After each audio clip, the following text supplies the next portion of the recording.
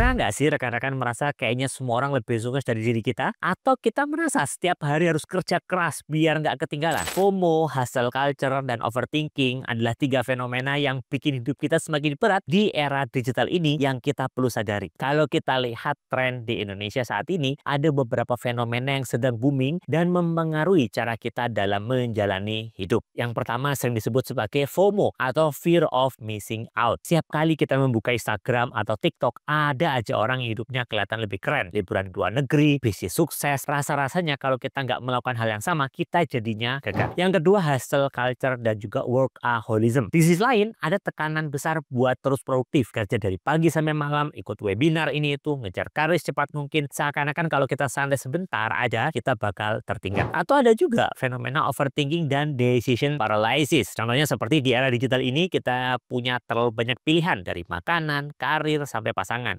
Alih-alih bahagia, kita malah stres karena takut salah pilih. Di buku The Paradox of Choice, Barry Schwartz menjelaskan bahwa semakin banyak pilihan yang kita miliki, semakin sulit kita mengambil keputusan. Bukannya bahagia, kita malah stres dan cemas. Fenomena ini terjadi di berbagai aspek kehidupan, misalnya karir dan pendidikan. Dulu orang cuma punya pilihan jadi dokter, insinyur, atau PNS. Sekarang ada ribuan pilihan karir, mulai dari digital marketing, AI spesialis, sampai konten kreator. Akibatnya banyak orang yang merasa tersesat karena nggak tahu mana yang harus dipilih. Jadi bagaimana kita bisa hidup lebih tenang di tengah banyaknya pilihan dan tekanan sosial ini? Yang pertama, sadari bahwa media sosial, apa yang kita lihat di Instagram atau TikTok adalah momen terbaik seseorang, bukan kehidupan aslinya. Jangan membandingkan hidupmu dengan highlight orang lain. Yang kedua, kita perlu membatasi pilihan. Fokus pada yang benar-benar penting. Kalau terlalu banyak pilihan bikin stres, buatlah batasan. Contoh, daripada cari tahu 50 karir sekaligus, fokus pada 2-3 bidang yang benar-benar kamu minati, kamu inginkan, dan kamu pilih untuk pekerjaan kamu di masa depan. Yang ketiga, tentukan definisi sukses versimu sendiri. Jangan biarkan standar orang lain menentukan kebahagiaanmu. Tentukan apa yang benar-benar penting buat hidupmu dan kejarlah dengan caramu sendiri. Yang keempat, berani bilang cukup. Kita sering berpikir bahwa kita harus selalu lebih dan lebih. Tapi kadang hidup akan lebih tenang kalau kita tahu kapan harus berhenti dan puas dengan apa yang kita punya.